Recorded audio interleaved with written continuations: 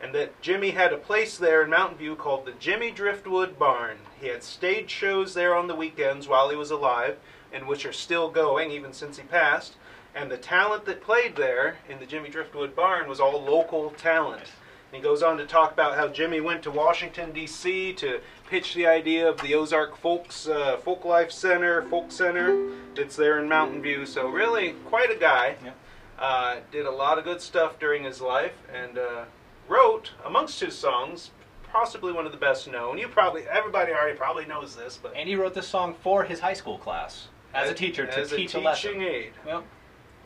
Might have taken a couple of slight liberties with the exact historic record. YouTube is now back live. What's that? YouTube is live again. YouTube is live again. So here is the Battle of New Orleans, as written by Jimmy Driftwood. Maybe, I'm not sure where I learned it. It might have been the Johnny Horton version. I know Nitty Gritty Dirt Band did a version. So this will be a kind of a mixed up montage of various versions that have been recorded over the years. So we're in the key of G on open G, 3-string cigar box guitars. I got my hobo fiddle, GDG, and Glenn's playing slide this week. GT Watt on the slide guitar. See what happens. We're going to see what happens. Alright, this one gets up a little high, folks. I got to get adjusted here to make sure everything's ready. Yeah. In 1814, we took a little trip, along with Colonel Jackson down the mighty Mississippi. Took a little bacon and we took a little beans, and we caught the bloody British in the town of New Orleans. We fired our guns and the British kept coming. There weren't as many as there was a while ago. Fired once more and they began to run in down the Mississippi to the Gulf of Mexico. We looked down the river and we seen the British come, and there must have been 100 of them beating on the drum. Stepped so high that they made their bugles ring, and we stood beside our cotton bales and didn't say a thing. We fired our guns and the British kept coming. There weren't as many as there was a while ago. Fired once more and they began to run in down the Mississippi to the Gulf of Mexico. Well, old Hickory said we could take them by surprise if we didn't fire muskets till we looked them in the eye. We held our files till we see their faces well, then we opened up our squirrel guns and really gave them well. We fired our guns and the British kept coming. There weren't as many as there was a while ago. Fired once more and they began to run in down the Mississippi to the Gulf of Mexico. Well, they ran through the briars and they ran through the brambles, and they ran through the bushes where a rabbit couldn't go. Ran so fast that the hounds couldn't catch them down the Mississippi to the Gulf of Mexico. Well, we fired our cannon till the barrel melted down, and we grabbed an alligator and we fought another round. Filled his head with cannonballs and powdered his behind, and when we touched the powder off, the gator lost his mind. We fired our guns and the British kept coming. There weren't as many as there was a while ago. We fired once more and they began to run in down the Mississippi to the Gulf of Mexico. Yeah, they ran through the briars and they ran through the brambles, and they ran through the bushes where a rabbit couldn't go. Ran so fast that the hounds couldn't catch them down the Mississippi to the Gulf of Mexico. Down the Mississippi to the Gulf of Mexico. Hey, come on. All right. I hope you were singing along with that one or tapping your foot or something. Yeah. Now it's the final verse of there. Speaking as a student of history, that final verse about the alligator might have been a little bit of a stretch on the actual historical record of the Battle of New Orleans. But you know what? Who's to say? Who's counting? I'm not counting. Not this guy. All right, well, we got a couple of new things to talk about now, a couple of new innovations that have come out of the Gitty R&D laboratories in the past couple of weeks. Since getting back from this trip, this vacation I went on, my mind has been all a whirl. Coming up with new stuff, trying stuff out in the shop, new designs, new things. Like, you know, for me, that's the most fun of any of this, is coming up with some, well, first most fun is getting out to the bench and building something, which doesn't happen as much as I'd like. Second most fun, developing new things. So, a couple of new ones. Gonna segue over to the mill stage, Glenn. So I'm gonna take my coffee with me. And this is a long walk, folks. So, and I hate to say there's some stairs involved. So I'm just gonna.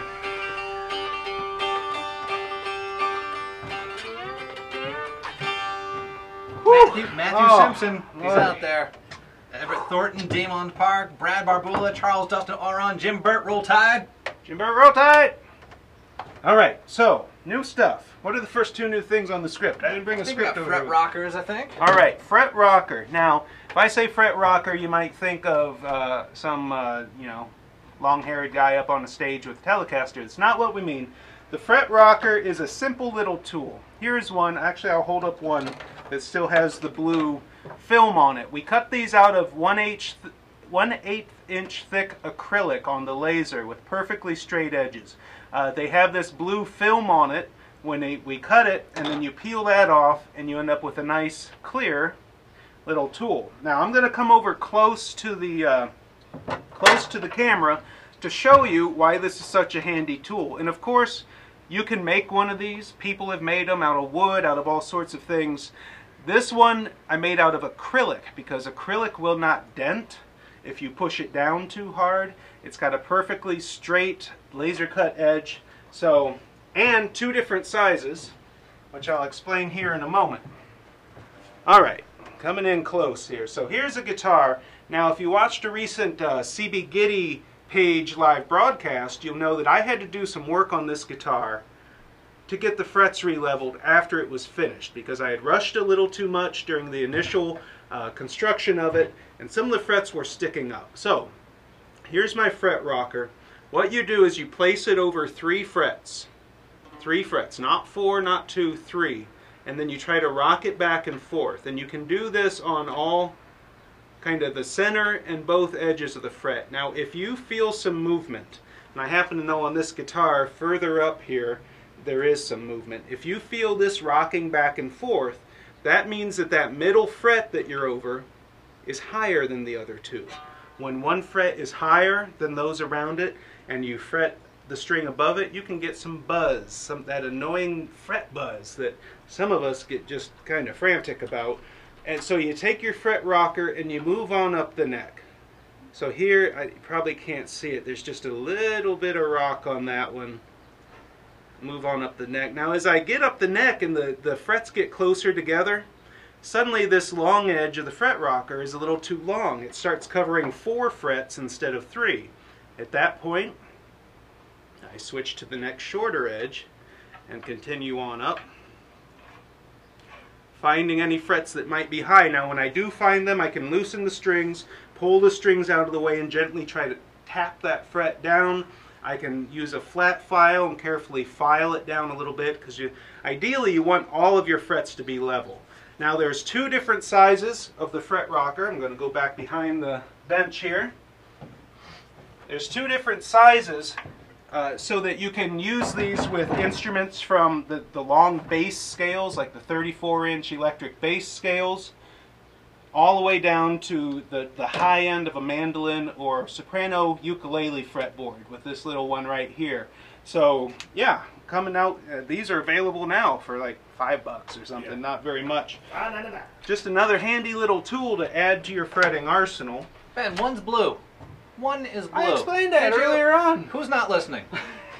Yes, why is one blue? Because they come with a blue film on them, which use your thumbnail there and get under there and give it a pull, and that blue film comes off. You do that on both sides and you've got a clear, and that goes for all of the acrylic laser cut tools and jigs and templates that we sell. If you want it to be clear, you pull that blue off, use your thumbnail to kind of pick it out of the little places where it might be, and it works great. Thanks for asking, Glenn. Hey. I'm going to get the Dynamite Crate guitar off the bench so it's not in the way. What else we got? What else we got? Another new fretting tool. It's actually kind of a variation on a tool we've been selling for years, the fret bevel file.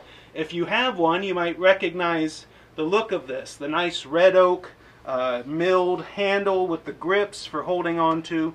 Whereas the bevel files are made for putting that 35-degree, I believe it's 35-degree angle on the ends of your frets. This is a 90-degree flush file. I'm going to come on around. At least I hope it is. If I grab the wrong one, that would be embarrassing. So take a look at the end there. That mill file is set in there at a 90-degree angle. And you use that for filing your frets flush to the edge of the neck or fretboard before you bevel them.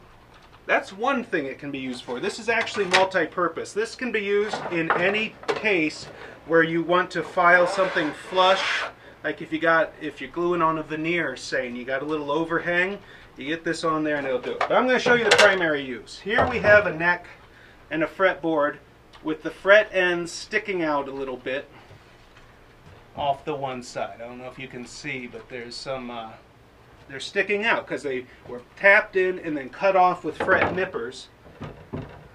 I didn't level my bench, so hopefully the whole thing doesn't go. But you push this down, there's a little more room on one side than the other. Put it down flat.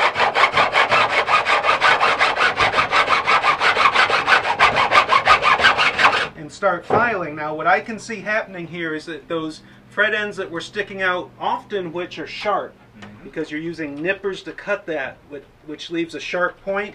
It's filing all that down, bringing it flush with the fretboard. Now you can tell when you're just about done because the sound changes and the feel changes. You can tell you're no longer filing metal, you're starting to touch the wood. The good news is that since you have such a long expanse of file touching the wood, it's not going to gouge in, it's not going to dig in. It'll start to file the wood away if you keep at it, but it's pretty forgiving. And I keep looking over here because Glenn Watt's sitting right there. You can't see it on this camera, but like, yeah, hey, this guy. This guy over here. I keep telling Glenn he's got to work on his Ed McMahon impression. There you go. Sounds more like Java. Alright, so that's what this is for bringing those fret ends flush. Oh, look, there's an inset, a Glenn Watt inset. Bringing those fret ends flush, and then you use your bevel file and do the cleanup from there. So, a handy tool. I'm happy to have it in our ever-expanding fretting tool repertoire, or tool bag, the CB Gitty fretting tool bag. And like I say, not just for fretting. You can use this like on a box, like if you glue your top on, if you're making a box and it's extending a little, you can get on there and bring it flush without really damaging anything. So, yeah, buddy. 90-degree right angle file. Still not exactly sure what to call the thing, but it's handy. Is that all we got for now, Glenn? Well, we got a bunch. No, yes, and then we got. I mean, on this segment. I understand. There was a great question by Sean, which Keith Rearick and Nick kindly answered. Huzzah! There's a Rodrigo has a question. ¿Qué está fazendo? I don't speak Spanish, and I just murdered that. But if anyone out there speaks Spanish and can help Rodrigo in the comments, give it to me again. All right. ¿Qué hice? ¿Qué? I-S-S-I. Yeah. And then ¿Qué está fazendo? Yeah, I don't know. All right. K is what? What? What? What is this nonsense? Oh. I think that translates to... What are you doing? What are you doing? Well, sorry. Good question, Sorry, Rodrigo. When we figure it out, by God, we're going to let you know. I put it through Google Translate. All right. Thank you, Nick. All right. Well, I'm going to come back over. We got a video now from our dear friend, the adjunct member of the Gitty Gang, Shane Speal, talking about... What's he talking about? Anybody know? He's got a bunch of stuff. He's sharing a whole lot of good stuff with us this week. Yeah, he always does. Yep. So we'll be back with you here shortly. Here's Shane Speal. Thanks, Gitty Gang. Hey guys, it's Shane Speal here in my basement, stuck inside my basement again.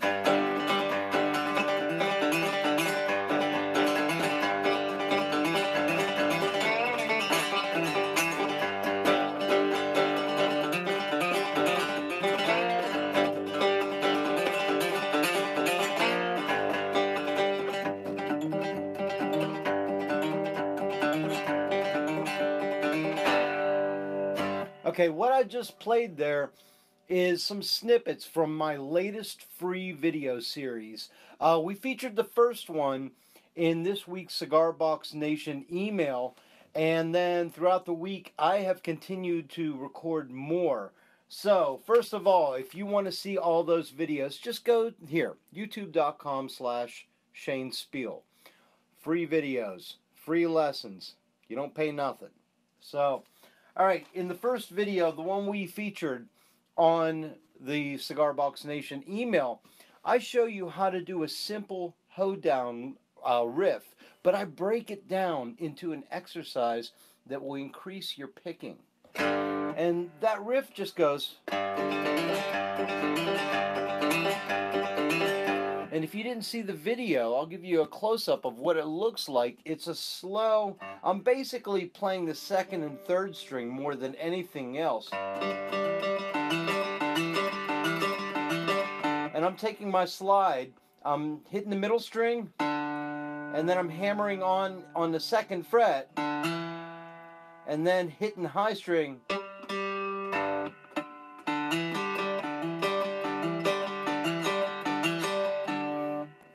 And if you watch the video, you'll get to see everything broken down.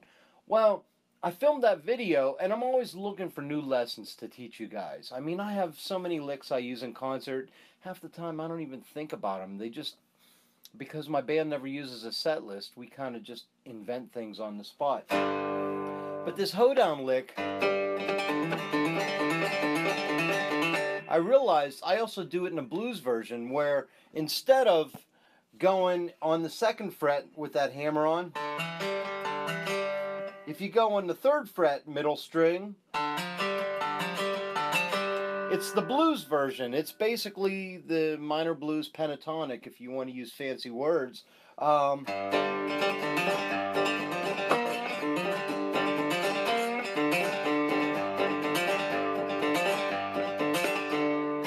But then, after I got done with that, I filmed a video on how I play the blues with that blues lick, where I'll use it and go.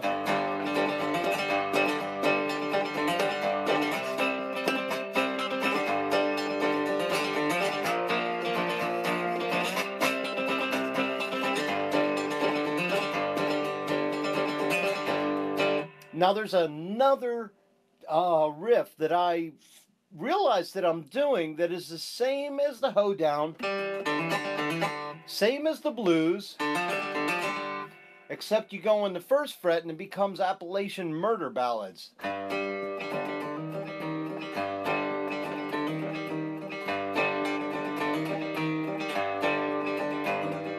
And the only difference is that slide doesn't go up and down. It stays on there.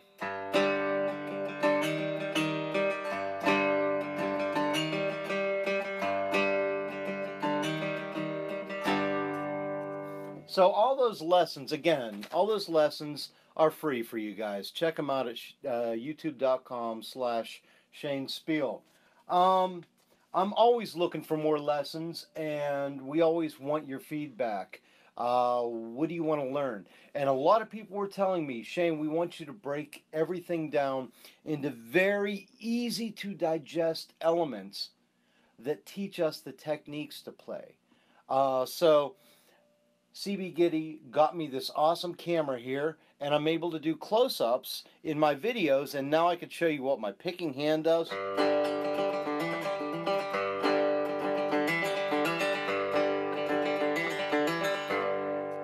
And I've got much better technology. So yeah, we are breaking things down and teaching you how to play. And just remember, the video lessons are on YouTube. We also post them on cigarboxnation.com.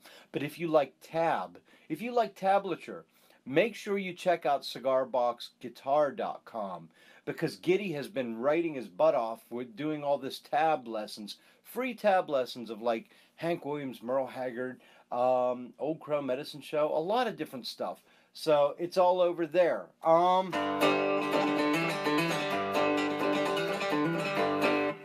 Hey guys, I want to invite you. It's Friday. It's the first Friday of the month. I perform every first Friday in downtown York, Pennsylvania at Liquid Hero Brewery. So if you are in the central PA area today, come on down to Liquid Hero Brewery, 7 to 10 p.m. tonight. I'll be hanging out and playing.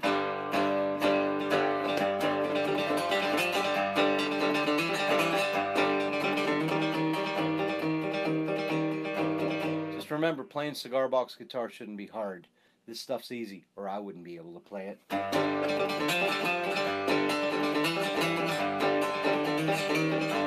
Alright, my name is Shane Speal, and please, one more thing. Can you please check this out? JulyFolkFest.org. I am helping, there is a local folk festival in central PA, and I will be performing there. Rory Block will be performing there, and she's also teaching a slide guitar seminar.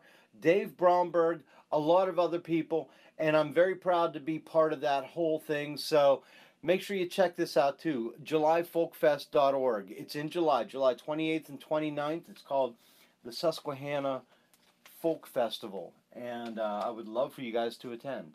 So, alright, my name's Shane Speal, and Gitty Gang, it's back to you. Thank you for watching. I've got a concert to go get ready for.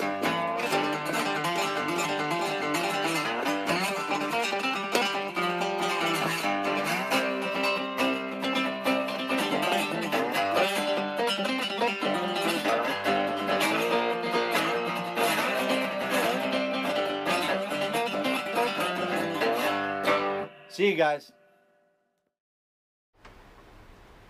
Alright, we are back. Hope you enjoyed that from Shane Speal. As he mentioned in there, he's involved with helping to promote a folk festival down there in Pennsylvania, which looks like it's going to be a really great event, and I know he's excited about helping to work with them to promote that, so I think he might be out doing something related to it right now, which is why he's not in the comments. So best of luck to Shane with that. So just a few words. I want to recount what I was doing last week. During the show, I didn't get to tune into the show because I was actually with the family on the battlefield of Gettysburg, checking out the monuments and the sites and the history there. Quite an amazing place. But a lot of what happened last week, well, it was actually a small part, but for me, a pretty big, emotionally important part, had to do with trains. You might have seen last week during the show, Glenn and Nick ran some of the short clips of me messing around, playing and singing songs on and near the steam train that runs down there in Strasburg, Pennsylvania, one of my favorite places. We were riding that train, and of course I always go right up to the front because when they head out, the engine's actually running backwards and pulling the train kind of backwards. And there's an observation deck on the end of that car, and the engine is right there. I mean, it's just right. You can feel the heat from it, the sound, the whistle blowing nearly splits your ears. It's just, I stand out there the whole time. Everybody looks at me like I'm crazy, and I probably am, but that's all right, because it literally brings a tear to my eye when that whistle starts blowing, and you're heading through Pennsylvania Dutch Amish country, and it was a lot greener down there than it was up here, and just beautiful. So rode on that and got some good video and such. And then for the trip home, my wife was good enough to drive back and let me take the train back.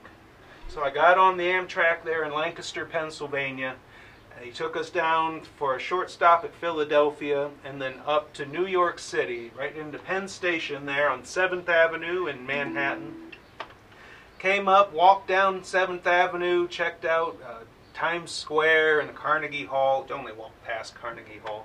Had my hobo fiddle with me and did a little thing. Some of you might have seen the little live broadcast I did from Central Park, set up near the Artisans Gate there, and then got back on the train a few hours later, headed for Boston, got off at South Station, walked over, stopped at the Black Rose Irish Pub there, one of the mother churches of Irish music here in the United States. Had a couple of Guinness just to fortify me, and then finished the walk over to North Station there in Boston. Arrived at North Station with somewhat poor timing just as a Celtics game was letting out. The Celtics had just won a playoff game, so there's one joker heading into North Station because TD Garden's right above North Station. One guy going in, oh, sea of green coming out. So yeah, that was fun. But I'll tell you what, on that train, I got a lot of video of the scenery as it flashed past. You can see some of it here in the window behind me.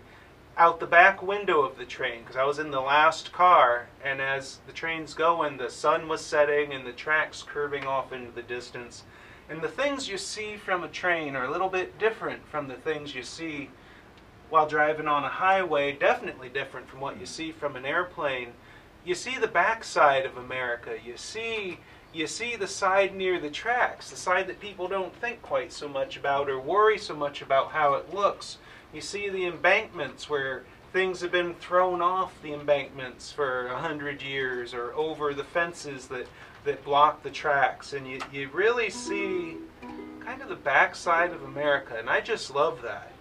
I love seeing, not behind, kind of behind the scenes, a different America, a different view of it. And just sitting there riding on the cushions, as the old hobos used to say. You know, the people who could afford a ticket rode the cushions. The hobos rode the boxcars and the rods and all of that. And it was a good trip. So far, 4 songs I've written, either during that trip or during the time down in Pennsylvania when we were down there last week. And one of those songs, Glenn Watt, I'm going to try for you right now. It's called The Road Through Yesterday, and it's a hobo train song, not surprisingly. Alright, here we go. You ready? I am.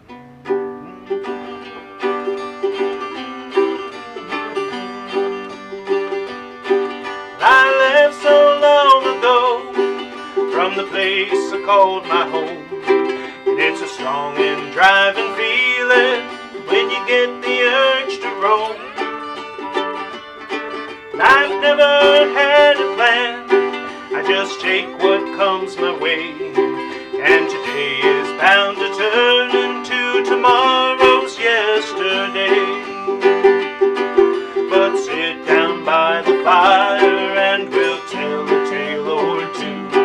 There isn't much else left for an old hobo to do. I'd take the road back home if I could just recall the way, but it's hard to walk a road that runs through yesterday. Well, the years, they boil away like coffee in the can, and there's so many things I'll never understand. Like how those who are doing wrong are the ones who get ahead, and the good ones only seem to be admired once they're dead. But sit down by the fire and we'll tell a tale or two.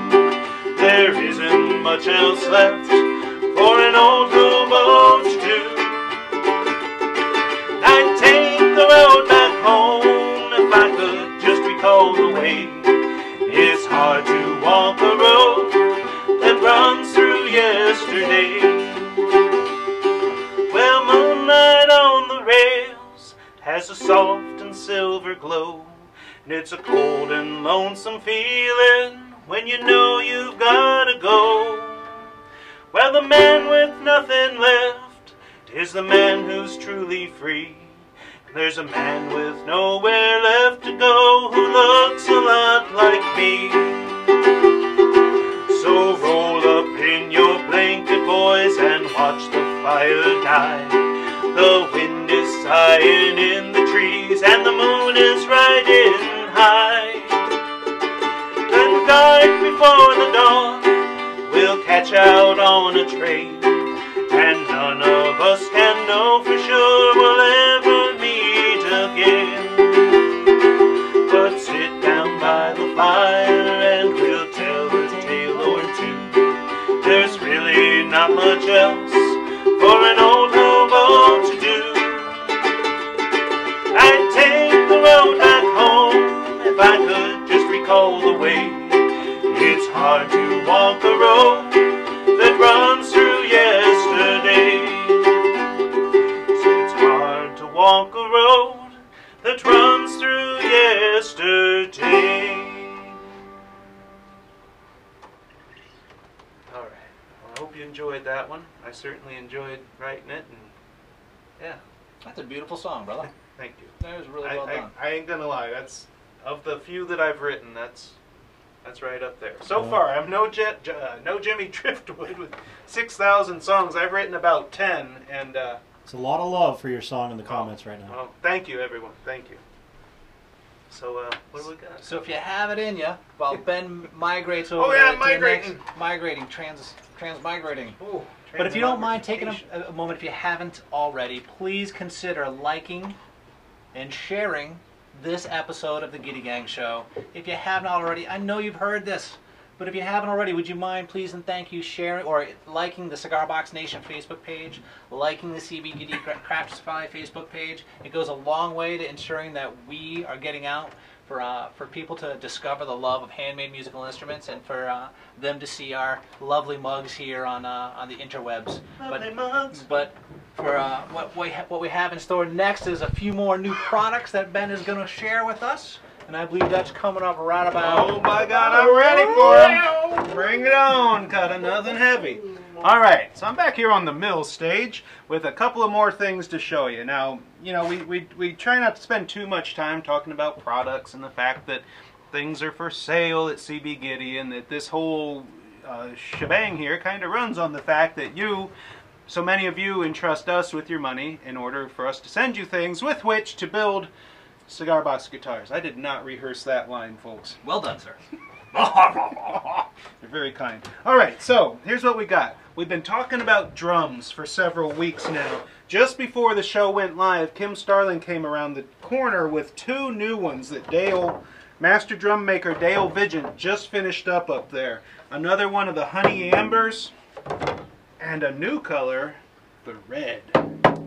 So I've been practicing, trying to practice a little bit every day. Oh, and we also have tippers now, or beaters, a specially formed hardwood dowel that we round the ends of and make all nice, and put some a wax-based finish on.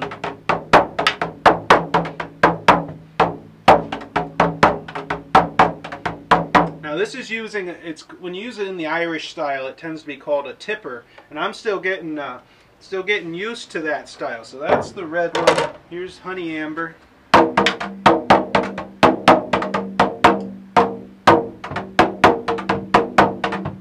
But of course, you can use it in a much more simpler way. Let's say you're at a tailgate party for your local athletics team. Let's go Celtics! Let's go Celtics! So very versatile. Now Kim Starling, you've seen play one on this show, and she has a way just kind of doing a finger tap method that I need to learn a little bit more about. I've never been a percussion player or a percussionist or all that good at rhythm, to be honest, but these drums are fun. And then of course we got a forest green one back in stock. These now come with a hardwood tipper. They're available for $69.99 on the cbgitty.com page. Handmade right here, just upstairs, almost exactly upstairs, one floor up from where we are right now. So I love them. I think they're cool. And soon, those of you who might be wondering, the kit version is imminent. Sourcing all of the parts, cutting the drum heads, cutting all the holes in there, figuring out how much cord is needed per drum, getting the cord that matches the... there's a lot to figure out, but soon the kit version will be available and you can make your own drum at home. Speaking of kits, oh, just one more thing. Our good friend Jim Morris bought the dark chocolate version of the drum with a single question before he did. He asked, can you use this to make a banjo? And of course the answer was, why yes you can, Jim Morris. So I look forward to soon seeing the results of that particular inquiry. It's going to be good stuff. All right, new kits. Kalimba? yeah. I don't know what's happening. So we have relaunched our Cigar Box Kalimba kit, also the hardware only. It includes the bridge, the saddles, all the tines, the tensioning bars. I'm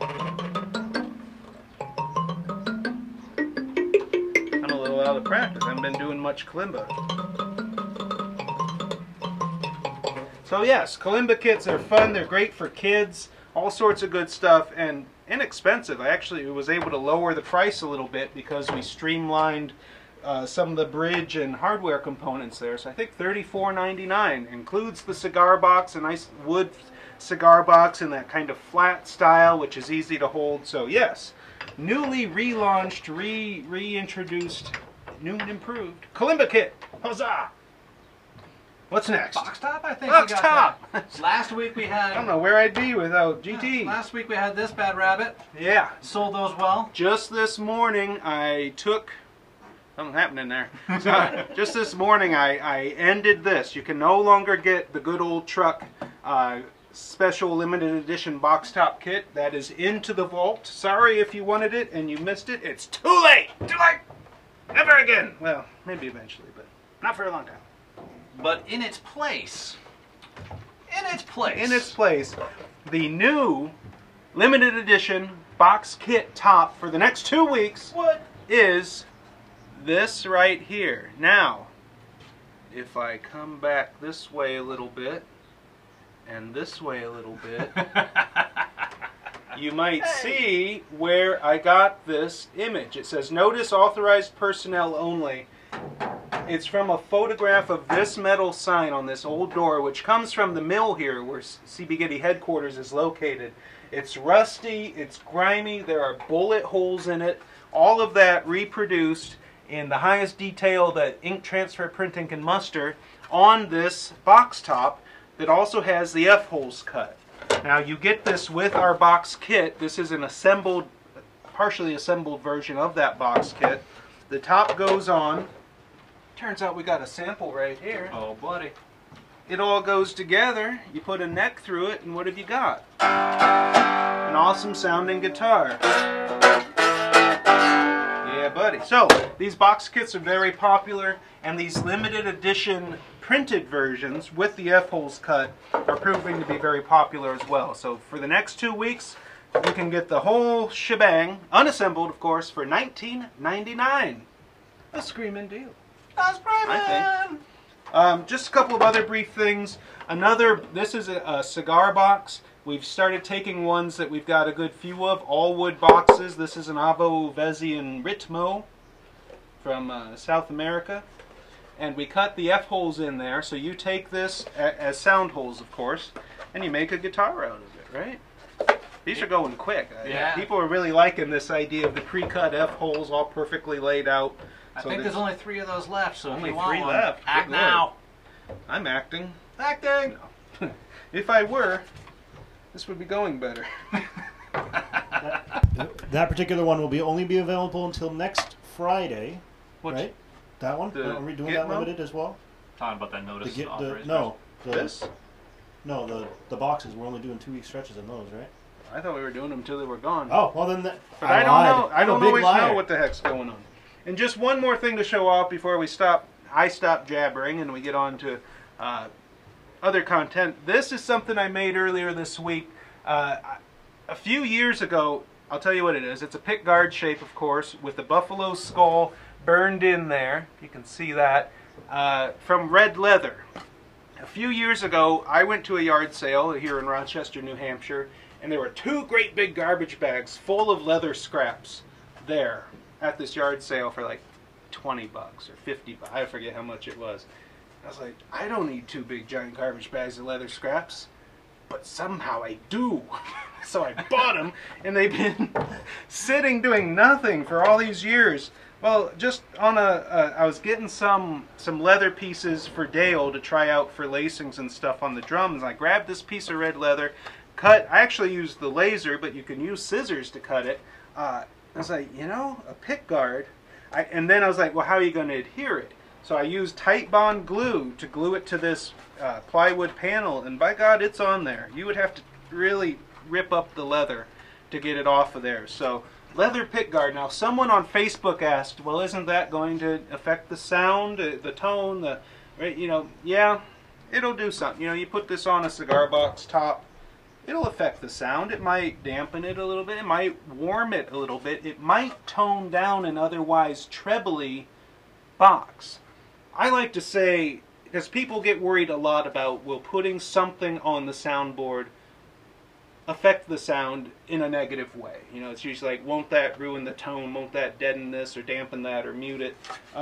I've found that everything has an effect. Everything matters, but no one thing matters all that much when it comes to tone.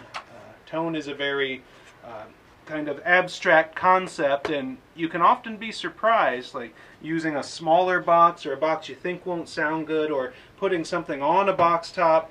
You know, it might sound different, but does it sound worse? It's hard to say. So I'm going to do more experimenting with leather parts, leather pieces, pick guards, and see where it goes. And might, you know, if anyone has interest in that, might be able to make some laser cut leather pick guards available on a limited basis. So I think that's all the new product stuff today.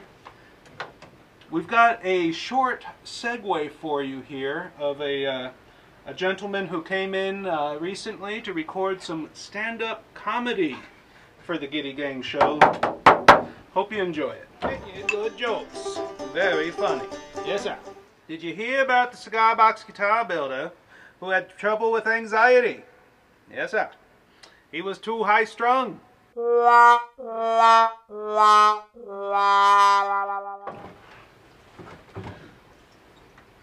Seems somehow familiar. Well, welcome, John Taylor. Welcome, Shane. Got Jim Bird out there. Speal out there. Yeah. Hey, Janice Bill. Wilson Hughes. Good to see it from all of you. Janice Wilson Hughes might not know it, but her lotion bars, she sent us lotion bars recently as a thank you. A homemade lotion, all natural lotion bars. They make great drumhead conditioners too. In addition to being great for the hands and dry skin, actually, I have used them on the tippers as a sort of finish for those. It's great stuff. So thank you again, Janice, for that. And thanks for tuning in. Yes. Oh. It's time for Grounding to Metal. Grounding to Metal. Walk corner. So, I'm going to stay put during this walk corner. This is a little less structured, and Nick is very kind, because you have to understand he's got a ton of things going on at all times during the show. Now, that being said, he's kindly just cycling through images for us in this first one, because it is up for a good reason, because there's a question that we often get that everyone's always asking, and that is, do I have to ground my pickup to something, to the bridge, to the something? And oftentimes the answer is yes. And sometimes we don't have always a metal bridge necessarily, like those hardtail, cool hardtail bridges that you see like on Rob Robles guitars. Rob, if you're still out there, builds the sickest guitars around. And also Fungi Mojo, Chris McKinney has a metal bridge on his. So often what is good is to wire, solder a wire from the pickup harness somewhere on the negative, like the negative tab on the jack, or on the back of a volume pot, for instance, and run that, solder it to the back of the bridge. Now this, in the event that you do not have a metal bridge, you can see here a metal tailpiece. Simply in that picture, a little bit of that brass plating has been scuffed off. That's one of our three-string hinged tailpieces. A little bit of that brass plating has been scuffed off. In the next image Nick has for you, you'll see is a little bit of that wire, the aforementioned wire, in this case to the back of the pot. And in the next image Nick has for you, you'll see that little wire is just kind of peeking out of the back of the box with the lid closed, and it's been soldered. How do the UK people say it? I swear it's solder. Solder, yeah. Solder. Yeah. It's been soldered to that little scuffed off part of the hinged tailpiece. Now the next image you'll see here is just it kind of closed up. That's the tailpiece. The bridge actually isn't on the box. In this case, it was a wooden bridge. And in the next image, what you'll see, again, kind of using this whole like, I don't have, that hardtail bridge and my pickup harness is buzzing. You can do the same thing that you just saw in that a couple images ago with running a wire to the back of the volume pot. Now in this case, the wire's coming up through the lid, little tiny hole, and a la like the classic Shane Speal look where it's got the eye bolt serving as the bridge. You can solder a wire to the back of that eye bolt, and there it is, closed box, eye bolt bridge, bada bing, bada boom. You're eliminating most of the hum in your pickup harness. And then the final set of images that Nick has for you, it's the actual hardtail metal bridge. And so this is how it can be done. A little hole in the bottom of the box. Again, that wire had gone to the volume pot or to the negative tab on the jack. Wire is going through the hole in the lid. You saw that. And in the next image, what you see here is, there it is. The wire soldered to the underside of a hardtail metal bridge. And in most scenarios, this is going to go a long way to eliminating most of the hum that one will get when plugging in their, whether it be a disc piezo, a rod piezo, or a magnetic pickup electric guitar. I may also add, it's one of the common questions that we get as a customer submission through our customer service and all that. There are ways to ground if you don't use a metal tailpiece or a metal bridge. You can put nails or something similar through the ball ends of your strings, which will also ground your strings. Yeah, people have used a lot of different ways. Actually, the Chicken Bone John over there in the UK will run a wire to a metal string ferrule in the tailpiece, and I took a look at that and I was like, that'll certainly help, but I don't know all of the physics. You get into some electronic sorcery there, as Nick says, that bringing the strings into the ground loop, as far as I know, makes them kind of act like shielding would act in a conventional guitar. And the more shielding you've got, the more metal involved in that ground loop, the better. So wiring to a single string ferrule would bring one of the strings in. Finding a way to bring all 3 or all 4 or 5 or 6, whatever, however many strings, getting them all involved, I think would have the max benefit. But hey, you know, it's all these little things working together can help. Yep. I've also found, and again, this gets into some arcane stuff here, sometimes not coiling the wires inside the guitar. Like if you've got a bunch of slack inside the guitar, I recommend trying to get rid of it, because the more copper, the more wire you've got in there, the more metal, it can act like an antenna. It can pick up radio signals, and when you start coiling wire, all sorts of wacky things can happen. So I try to avoid that. But I don't, it's magnetic pickups more than piezos that tend to have hum. I don't build guitars with magnetic pickups. I don't think I ever have. I've been asked, like Bob Harrison has asked me, why don't you build a guitar with one of my pickups in it? It's like, geez, I don't build electric pickup guitars. You know, I just, when I build something, I tend to get it so far and slap a piezo in it and call her good. That's a good idea. Janice uses a, she'll solder the ground to one of the screws she uses to install the tailpiece if she's doing Yeah. Anything metal usually will conduct electricity. Yeah, buddy. All right. Well, that was an awesome segment. Thank you for joining us for Watt Corner. Watt Corner. Watt Corner. Watt Corner. Watt Corner. Watt Corner. Watt Corner.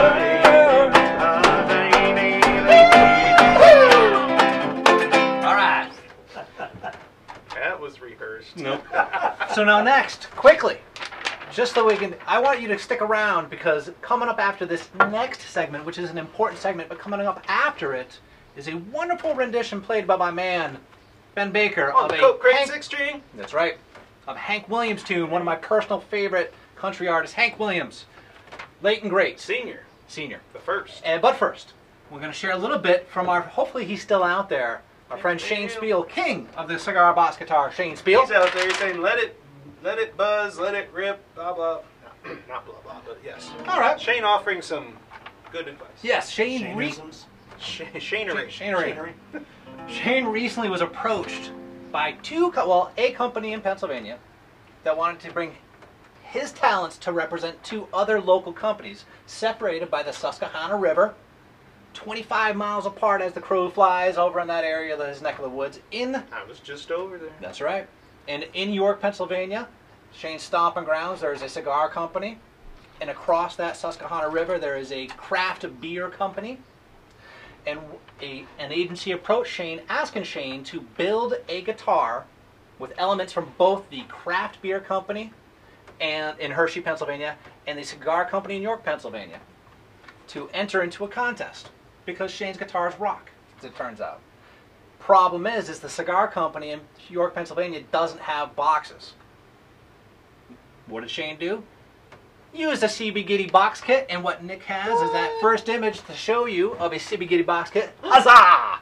Plain, Now, untouched. unattouched, unadorned. Blank canvas, as it were. Absolutely. Sorry, I'm probably no, this is ruining perfect. your talk. And the next image, what you'll see is Shane, this company that recruited Shane, got a local screen printer to transfer design elements from both the cigar and the beer company, the craft beer company, onto the sides, the back, the top of the box, and even in a little spot there on the inside of the box. And then, so what Shane did was gone ahead and then notched both ends. In the next image, you'll see that Shane notched both ends of the box and then glued and clamped it to keep it together. Real simple CB Gitty box kit. In this case, it's been custom designed, and a couple of rubber bands that are included with the kit are used to hold the box together in lieu of a cigar box, building his own box. And then in the next image, what you'll see is like a lot of the stuff that he's done, most of the guitars, admittedly, self-admittedly, over the 25 years, 25 plus years that the King has been building, he's using the same build design. Simple, easy, it's nothing wrong with it. Why mess with it? You can see a couple of little notched ends there on both ends to support the lid, and a little extra wood left in that notch to be right under the bridge to prevent sagging of the lid. He also often embeds a little rod piezo in that little piece of wood that's left underneath the bridge to electrify his guitars. And in the next image, what you'll see is Shane doing his classic wood burning with the lid on the neck and the notch. He's doing his wood burn. Now, he actually used, smart man, a CB Gitty Crafter Supply 23-inch scale length template to do his, because most of his guitars, I'm aware, if I have this correct, most of his guitars are built on that 23-inch scale length. And then he went and, something I didn't realize he did, Shane, was polyed your neck. When did you get into polying necks? Fancy pants stuff there. All fancy in the pantsy. And in the next and final image, what Nick has for you is you can see the built guitar. Now, awesome stuff. And I was mentioning earlier that little logo, which it's not, you may not see it great in your image on your computer screen or on your mobile device, but there's that company logo is right underneath the sound hole that Shane cut into the lid for his finished product to enter into an art project, art contest. And we don't know the contest has ended, but we don't know who the winners are yet. So Shane, I hope that's you, buddy. Voila, good stuff. And I love these little like builder diaries because it kind of pulls back the kimono, if you will. Pulls back the kimono. What kind of show is this? And so we can see a little bit more of Shane. Now, there's less of him to see these days. There is less. Right, there's a lot less of him to see. I'm sorry, Shane. He's been polying necks since '95. I apologize. Wow, really? I didn't know that. I never. So you've been fancy pants for a long time, and I like that. Well, I never get quite beyond linseed oil myself. I'm lazy linseed oil. Yeah. Well, I gotta say that Glenn was trying hard to not say the company name, but I will. Troegs Brewery is what that box design, half of that box design, and I happened to be good enough to stop by Troegs Brewery after visiting Chocolate World at Hershey's Park there, and Owned by two brothers. yeah, Troegs. They do good work. I ain't gonna lie. Another one, they started in their garage back in the 90s, and now they got 128 people working for them. He's making some really good beer. So, yeah, buddy. Yeah, buddy. Great work out of Shane. I hope that wins the contest. And all right. Well, thank you, Glenn. Nicely done, thank you. And we got some Hank Williams for you now. And for this song that Ben's about to play, we also have tab. Free tablature available. CigarBoxGuitar.com. You go on there, one of the headlines on the home page should be the free Cold, Cold Heart Hank Williams tablature. This song, I've of course been aware of it and known it for a long time by listening to it. I don't think I'd ever tried to play it. It's got kind of a jazzier feel. The reason I picked up the 6-string Coke crate is that I lead the singing on this one, and I was playing it on my 3-string hobo fiddle, and some of the chords, you know, on a 3-string you don't always get all 3 notes that technically make up a chord, and a lot of the notes I was trying to sing weren't in the chords I was playing. And not being all that strong of a singer, I'm not being modest there, but technically I'm not, you know, anyway.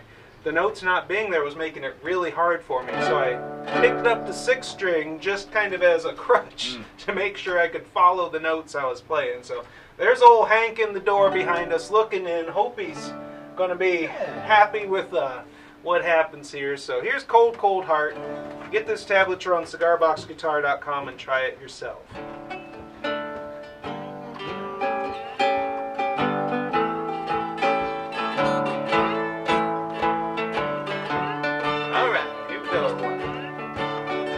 I tried so hard, my dear, to show that you're my every dream. Yet you're afraid each thing I do is just some evil scheme. A memory from your lonesome past keeps us so far apart. Why can't I free your doubtful mind and melt your cold, cold heart? Another love before my time made your heart sad and blue. And so my heart is paying now for things I didn't do. In anger, unkind words were said that made the teardrops start. Why can't I free your doubtful mind and melt your cold, cold heart? Alright, here we go now.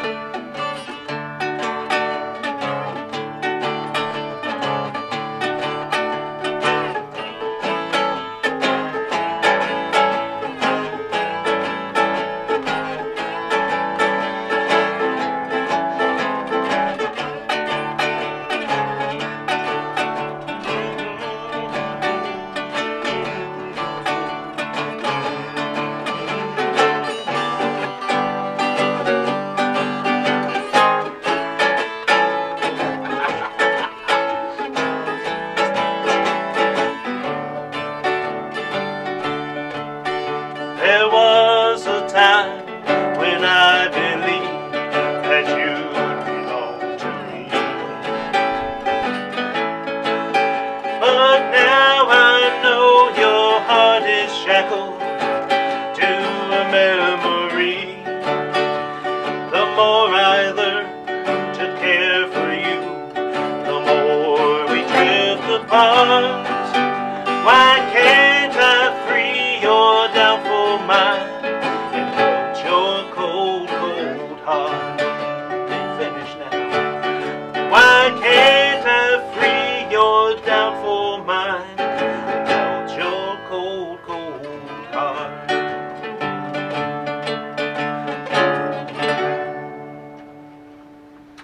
Hey, come on. Hank Williams. Thank you, Hank. This guy. Ha. Well, you know, I wasn't originally going to do that instrumental break in there, but I just really wanted to do the... Doing that step up was the whole reason for doing a break in there. And thank you, Janice Wilson Hughes, Hey, for that's this a slide. JWH slide there on the... Personal fave woo. that we have here at CB Gitty, by the way. Yeah, buddy. Yeah, buddy. Even more favorite than the ones we make. That you I have personally made a couple. for what must have felt like thousands of years. It was good stuff. We do make a lot of brass and copper pipe slides. Yeah, Good buddy. stuff. Yeah, absolutely. Well, all right. Well, thank you again for watching. Thank you for liking the Cigar Box Nation and CB Gitty pages. Thank you for sharing this broadcast publicly here on Facebook, and in so doing, being entered into the drawing. Next week, we will be announcing the winner of this amazing 6-string guitar. You know, if I was a smart man, I would have played that. It happens. One Now, of these days. if I may, tonight, if you are anywhere near Tampa, Florida, we got Ben Prestige. Ben Prestige. Ben Prestige playing at the, I think, the Skipper's Smokehouse in Tampa, Florida. That man can play the hell out of pretty much anything. Bless his heart. Cigar box guitars, fiddles. I've seen him a couple times live down at the Huntsville Festival. Good Lord. Good Lord. And speaking of the Huntsville Festival, now before that, so tonight, again, Ben Prestige at the Skipper's Smokehouse in Tampa, Florida, 8 o'clock. Tomorrow, the Carolina Box Guitar Club is meeting at Big Al's Pub in Grubberia in Charlotte, North Carolina. Yeah, I love that. Yeah, I know, from 10 to 2. And the reason I'm super happy about that, that's Cigar Box Nation member, Uncle Fred, who organized that meeting. And I even got a thank you note from you know who you are if you're out there. I just don't want to say your name, and if you don't care for it, but just a thank you note saying that he really appreciates having that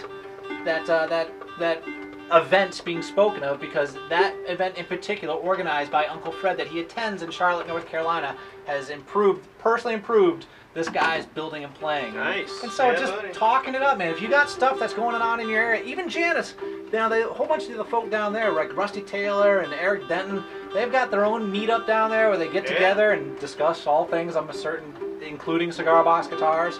And so, I mean, if you don't have a local thing in your area, organize one or put some feelers out. Ask us, ask people in the comments. It's always good stuff. On Cigar Box Nation, there are groups on there specific to different areas. That's a good place to kind of get organized. I want to send a shout out to our friends who are down at the Dallas Guitar Show this weekend. Craig Hopkins is down there, got a booth set up. Hopefully, Craig, if you're still out there, I hope the box that I shipped has gotten to you in time. I think it was supposed to arrive today. I know Don Lace is down there with the Lace booth, and Travis Bolin, I think, heading down, and Steve Arvey of the American Cigar Box Guitar Association to help hang out at the Lace booth. So we're getting into the season now, and there's a lot of stuff going on. Festivals, the Huntsville Festival is coming up. June 1st and 2nd. God, I'm glad you know. It's coming right up. I the launched 14th. into that with the wide-eyed, I don't know where I'm going, because, So I guess it starts the Friday night, the 1st, and then goes all through the day on Saturday, the 2nd of June, the 14th annual Cigar Box Guitar Festival, the longest running. For good they reason. get a lot of people. They draw a lot of people there. Several thousand. So it's a good thing. At the Low Mill in Huntsville, Alabama. Yep.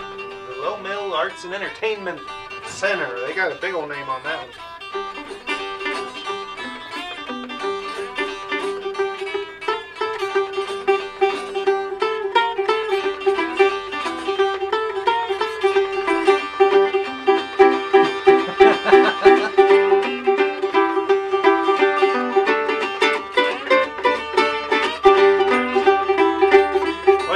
Gitty Gang Show on Cigar Box Nation TV.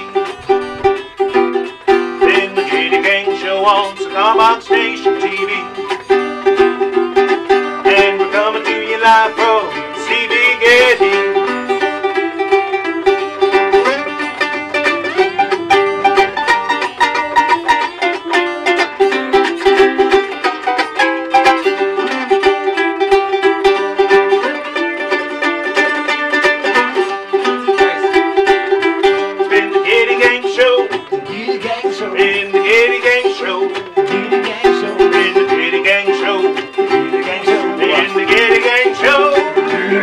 In the Gitty Gang Show on Cigar Box Nation TV.